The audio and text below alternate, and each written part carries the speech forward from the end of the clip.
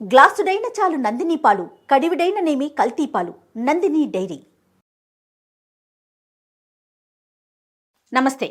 Nandini milk సమర్పించు Sankranti special kitchen episodes కి స్వాగతం.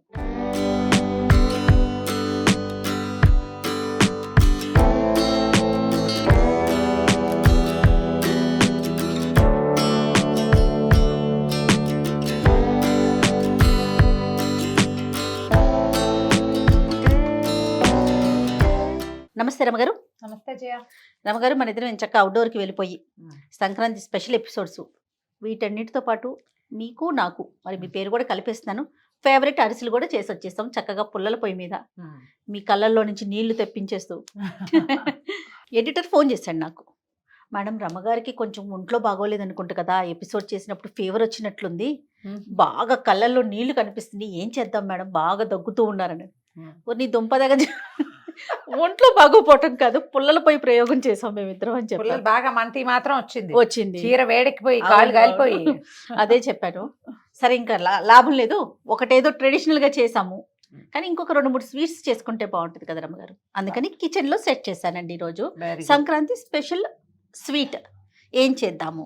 చక్కెర పొంగల్ చేద్దాం. సూపర్ ఈజీ, అందరూ చేసుకుంటారు చక్కెర పొంగల్ కదా, ప్రతి వాళ్ళు చేస్తారు. దేశాలను అంటే ప్రాంతాలను బట్టి కొంచెం కొంచెం కొంచెం కొంచెం మారుతున్నాయి. చక్కెర పొంగలేను కానీ చక్కెరతో చేయాలని ఒక సిద్ధాంతం. చక్కెర పొంగలో పాలు పోస్తారు ఇంకొంతమంది. అవునా రమ్మగారు? పాలు పోస్తారు. నేను వైజాగ్ తర్వాత అదే శ్రీకాకుళం వెళ్ళా చుట్టాల ఇంటికి. వాళ్ళు చక్కెర పొంగల్ వెరైటీగా చేస్తామని చిక్కటి పాలు పోయించుకున్నారు. పాలు ఎందుకు చక్కెర పొంగల్కి అని అడిగా నేను.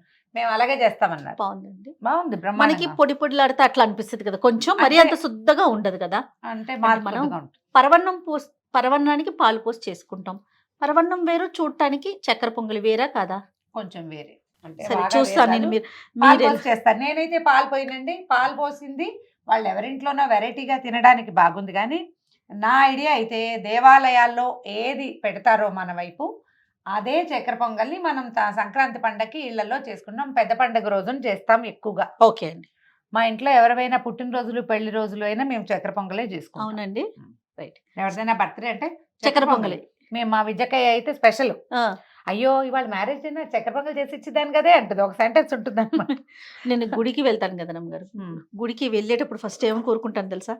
దేవుడా, ఈరోజు పులిహార ఉండాలి, లేదా కనీసం చక్కెర పొంగల్ ఉండాలి. ఈ రెండిట్లో ఏదన్నా పెడితే, చెన్నైలో ఎక్కువగా పెడతారు పులిహార ఎక్కువ కనిపిస్తుందండి. చక్కెర పొంగలి కనపడుతుంది, దద్దోజనం కూడా కనిపిస్తుంది రమ్మగారు.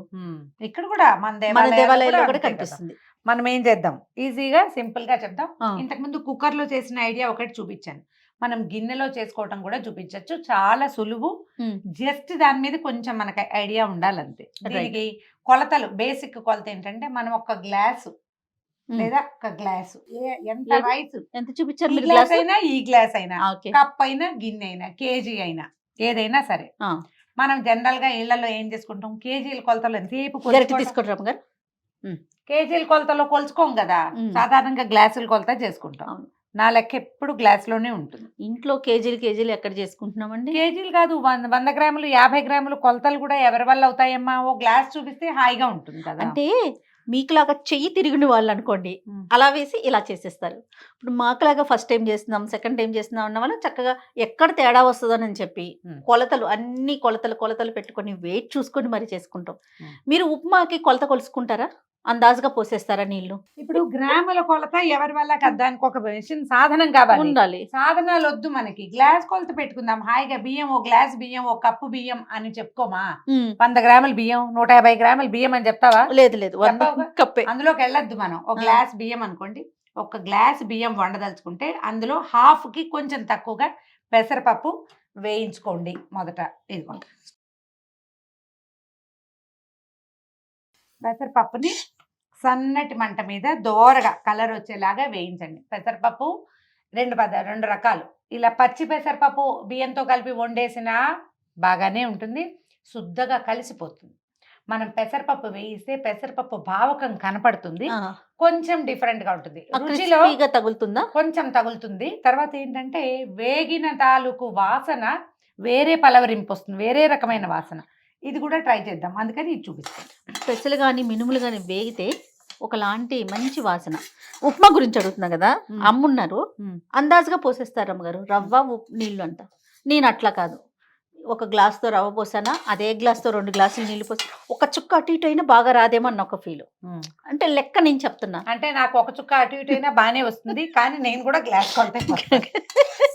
ఓ 3 గ్లాసులు పోసేసాం అనుకోండి, అవును. పోసేటప్పుడు రవ్వను కొంచెం చూసుకోవాలి అంతే మనం. సన్న మంట పెట్టండి, మ్మ్. దీన్ని దోరగా వేయించండి. ఓకే. చక్కగా మన దగ్గర ఇత్తడి గిన్నె ఏదో ఉంటే అందులో కూడా వేసి కూడా వేయించేసుకోవచ్చు. ఇది ఒక పెద్ద గ్లాసు బియ్యానికి 1/2 గ్లాసు పప్పు, 1/2 గ్లాస్ కంటే కొంచెం తక్కువ, పూర్తిగా అరగా సగం సగం అని అనుకోవద్దు, కొంచెం తక్కువ వేసుకోవచ్చు. ఇదే చూడు దోరగా వేగిపోయింది పప్పు అవునండి. కదా. మ్మ్. స్టవ్ ఆపేద్దాము. మ్మ్.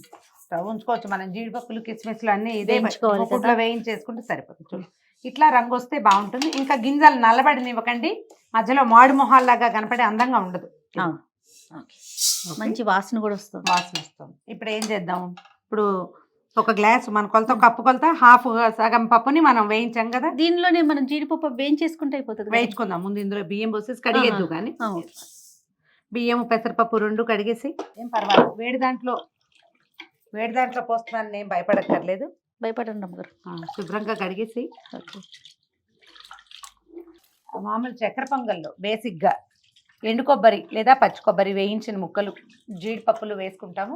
అవి 2 కూడా వేయించి పక్కన పెడితే ఇక మళ్ళీ ఈ మూకుడు పెట్టాల్సిన పని లేదు. అవును. ఆ చేత్తో ఆ పని చేయండి, ఎందుకంటే ఆల్రెడీ వేడికిపోయింది కదా, వేస్ట్ కాకుండా ఉంటుంది. కొబ్బరి ముక్కలు, మ్మ్. జీడిపప్పులు వేయించేసుకుందాం. వేయించుకోవడానికి ఈ మూకుడు పక్కన పెడదాం. వేయించుకోవడానికి నెయ్యి. నెయ్యి కావాలి కదా. మ్మ్.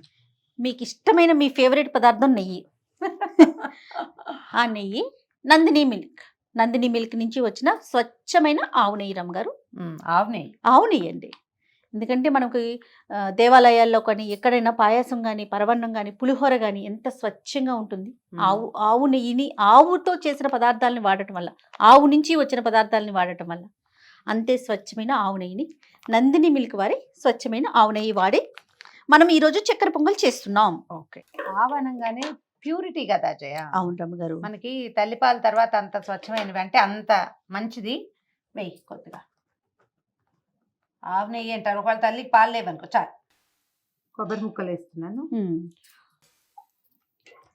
పచ్చి కొబ్బరి వేసుకోవచ్చు, ఎండు కొబ్బరి కూడా వేసుకోవచ్చు, మీ ఇష్టం. పొడి బట్టతో మంచిగా శుభ్రంగా తుడిచేసుకొని చేసుకొని ఆ ముక్కలు కట్ చేసి పెట్టుకోండి. వీటిని వేయించేసుకుంటే సరిపోతుంది. ఇవి వేగాక కొబ్బరి ముక్కలు వేగిన తర్వాత జీడిపప్పులు వేసి వేయించేసుకోండి. మీకు ఒకవేళ కిస్మిస్లు మీ చాయిస్గా ఉంటే కిస్మిస్ కూడా వేసుకోవచ్చు. ముక్కలు వేగిపోయినాయి. ఫస్ట్ టైం ప్యాకెట్తో వేయటం వల్ల మనకి ఎక్కువ పడింది, అంతేగాని అంటే అట్లా కూడా కాదు, నాకు అనిపించింది. కానీ మీ ఫేవరెట్ కదా, అందుకని మనకి చక్కెర పొంగల్లోకి మరి కాస్త నెయ్యి ఎక్కువ అవుతుంది. అవును, నెయ్యి పడుతుంది. జీడిపప్పులు వేగాక తీసేసేయండి. మీరు కిస్మిస్ వేస్తారా? కొంచెం తక్కువ, ఇందులో పెద్ద నచ్చదు, ఎప్పుడైనా వేస్తూ ఉంటాను కానీ. ఓకే.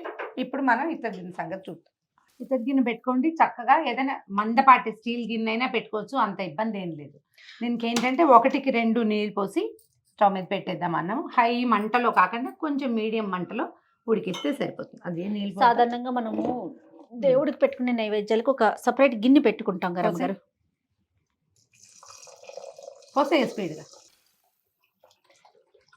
1కి 2 నీళ్ళు పోస్తే సరిపోతుంది. ఓకే. దీన్ని ఏంటంటే హై మంట మీద పెట్టామంటే నీళ్ళు ముందు ఎగిరిపోతాయి. అంత కాకుండా మీడియంలో కనుక పెడితే, మీరు వేలి కొలత చూసుకునే అలవాటు ఉన్న వాళ్ళైతే ఇలా చూస్తే ఇక్కడ దాకా చూడండి, నా వేలు ఎక్కడ దాకా తడిసినాయి. అవునండి. ఇక్కడికి ఇది 1కి 2 పోస్తే ఇలా వస్తుంది. ఓకే. నీళ్ళు పోసి పెట్టేయండి. దీన్ని స్టవ్ వెలిగించడం, అన్నం ఉడకనివ్వాలి. ఈ లోపల మనం ఇంకొక పని చేద్దాం. ఇది వరకు మొదటి రోజుల్లో అమ్మ వాళ్ళు ఎట్లా చేసేవాళ్ళు అంటే, అన్నం ఉడికిన తర్వాత బెల్లం సన్నగా తరిగి కొంత పంచదార కొంత బెల్లము కలిపి పోసేసేవాళ్ళు అన్నంలోనే. ఇందులోనే అన్నంతో పాటు నిదానంగా ఉడికేది. అసలు ఈ మెథడ్ మానేసాం, ఎందుకంటే మన బెల్లం ఎప్పుడు ఏదో చెదారం ఉంటుంది. అవునవును. అందుకని బెల్లము కొంచెం కరగబెట్టుకుంటే బాగుంటుంది. ఓకే. చక్కెర పొంగల్కి పూర్తి స్థాయి బెల్లం వేస్తే ఏమవుతుందంటే టంగుగా అవుతుంది. చల్లారిన కొందికి అది ఇట్లా ముక్కల్లాగా విడుతుంది తప్పిస్తే మృదువుగా ఉండదు. అవును. అందుకని మనకి పాకం అంత బాగా అంత గట్టిగా అయిపోకుండా ఉండడానికి కొంచెం పంచదార వేసుకుందాము. దీనికి ఏంటంటే డబల్ వేయాలి. మనం 1 కప్పు బియ్యము, అరకప్పు పెసరపప్పు వేసాం కదా. ఇప్పుడు ఎన్నైనాయి? కప్పున్నర. కప్పున్నర అయినాయి కదా. 2 పెద్ద కప్పుల తీపి కావాలి మనకి. అందుకని 1 కప్పు బెల్లం వేసుకుందాము, 2 కప్పుది పంచదార వేసుకుందాం. పాకం పెడతామా? పాకం పెట్టుకుంటే ఒక గిన్నెలో, చిన్న స్టీల్ గిన్నెలో వేసుకోవడం. దీన్ని అది కూడా మళ్ళీ 2 మెథడ్స్. పాకం పట్టుకుని ఇందులో పోసుకోవడం, లేదా పెద్ద గిన్నెలో పాకం పట్టి ఇదే ఎత్తి దాంట్లో వేయటం. మీకు ఏ పాత్రలు వీలుగా ఉంటే ఆ పాత్ర పెట్టుకోండి. ఒక పెద్ద కప్పు బెల్లము, 2 కప్పు తోటి పంచదార. మీ బెల్లం ఎక్కువ కావాలి అని అనుకుంటే కనుక బెల్లం ఎక్కువ వేసుకుని పంచదార కొంచెం తగ్గించుకోండి. కొలత దీనికి మనం 1కి 2 వేస్తాం. ఇప్పుడు బియ్యం కొలత ఉంది కదా, దానికి డబల్ వేసుకోవాలి తీపి. ముందు వెనక అది ఇది ఏది తక్కువ ఎక్కువ కావాలంటే దాని ప్రకారం మన రుచిని ప్రకారం చేసుకోవచ్చు. మీరు ట్రూలీ నన్నే ఫాలో అవుతామంటే ఇది మెథడ్. కొద్దిగా నీళ్ళు పోయి దీన్ని పలచగానే చేసుకోవాలి మనం. చూడండి అమ్మగారు, పోయి 1 కప్పు నీళ్ళు పోసేసామనుకోండి, దాన్ని కొంచెం కరగనివ్వండి. అన్నం ముప్పాతికి ఉడికాక మనం అది వెలిగించుకుంటే సరిపోతుంది. ఇదేం పాకం రావక్కర్లేదు, బెల్లం కరిగిపోవాలి అంతే. ఊరికి ఇలా కూడా అక్కర్లా, ఏమి 1 తీగ రావాలి 2 తీగ రావాలి, చాలా బాగా కరిగి కొంచెం కాస్త నీటిదనం తగ్గితే చాలు అన్నమాట. ఓకే అండి. ఓకే, దాన్నేమో కరగనిద్దాం, దీన్నేమో ఉడకనిద్దాం. రమ్మగారు అన్నం మాక్సిమం 75% ఉడికిపోయిందా? అన్నం అయిపోయింది రమ్మగారు? ఇంచుమించుగా అయిపోయింది. ఇదిగో పంచదార కూడా, అదే బెల్లం కూడా కరిగిపోతుంది కదా, జస్ట్ కరిగింది. ఇంకొంచెం ఉంది, బెల్లం ముక్కలు ఉన్నాయి కొద్దిగా. ఓకే, కరిగించాక దీన్ని కొంచెం పెద్ద గిన్నెలో వడపోసేసుకొని పొయ్యి మీద పెట్టుకుంటే సరే. ఒక పని చేద్దాం, ఆ గిన్నెలోనే అన్నం వేసేసుకుందామా? అలా చేయొచ్చు. ఈ గిన్నె పెద్దదనుకో పాకం ఎత్తి ఇందులో పోయచ్చు. ఒకవేళ ఈ గిన్నె సరిపడా ఉంది కదా, అందుకని పెద్ద గిన్నెలో పాకం పెట్టుకుని ఈ అన్నాన్ని అందులో వేసుకుంటాం అన్నమాట.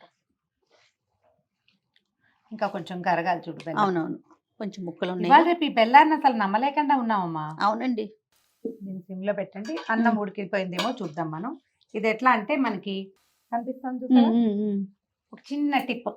అన్నం ఉడికిందో లేదో చూడాలంటే గరిటె పెట్టి కాలేసి ఏం చేయక్కర్లా, జస్ట్ దీని దగ్గర చెవి పెట్టి వినండి. ఇందులో చిన్న ఉడుకుతున్న శబ్దం, కొత్త శబ్దం ఆగిపోయిందంటే అన్నం అయిపోయినట్టే, ఇతడికి ఆపేసేయచ్చు. అంటే మనం సరిపడా నీళ్లు పోసినప్పుడే ఈ పద్ధతి మనం వేరు కొలత పెట్టుకుంటాము.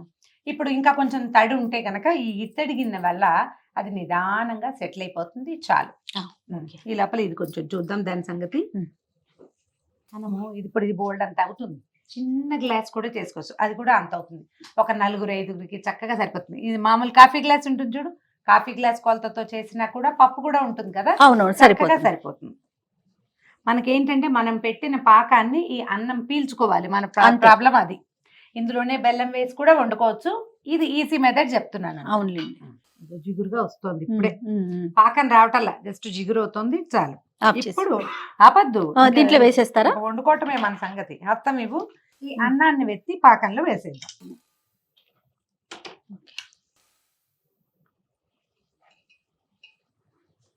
దీన్ని ఒక పావు గంట ముందు వండి కూడా పెట్టుకోవచ్చు మీ వెసులుబాటు ప్రకారం. అన్నమా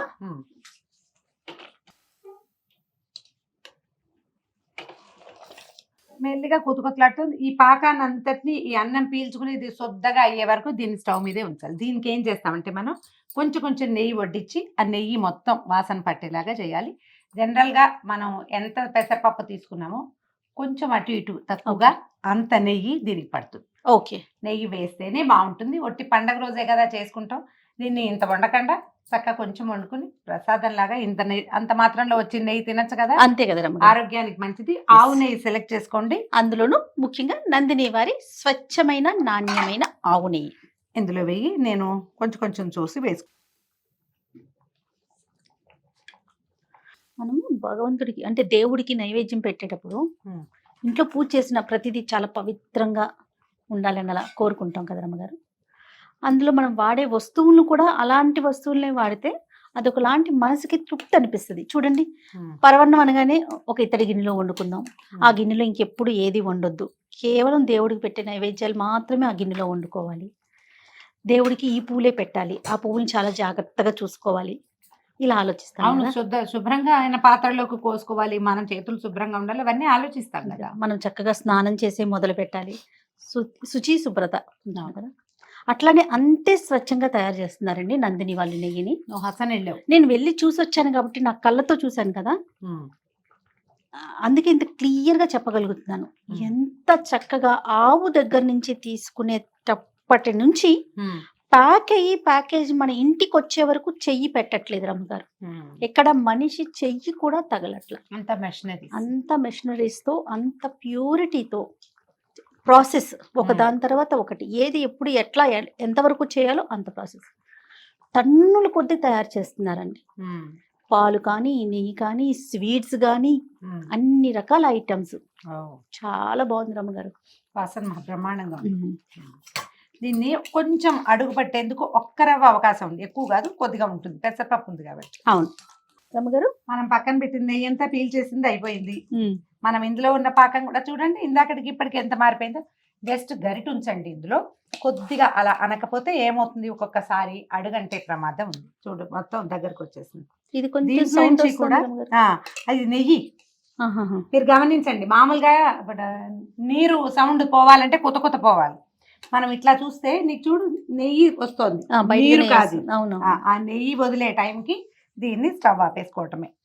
అయితే మనం జీడిపప్పులు తర్వాత కొబ్బరి ముక్కలు వేయించాం కదా, వాటిని వేసేయండి, వెళ్ళిపోతాయి లోపలికి. ఈ నెయ్యితో సహా పోసేసుకుంటే బాగుంటుంది.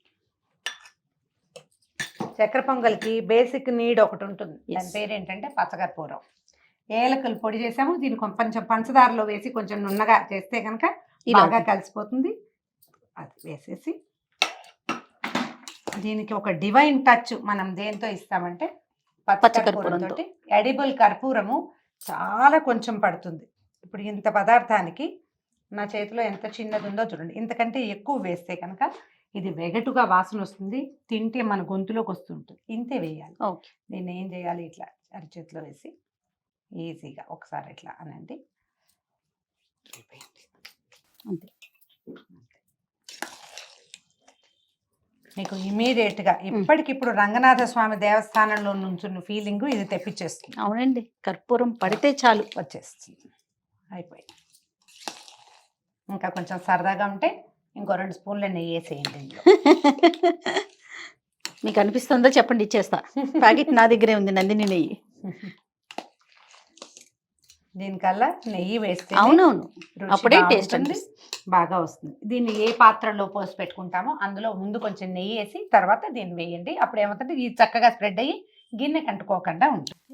ఎలా మెరుపుగా వస్తుందో చూడు. అవును రమ్ గారు.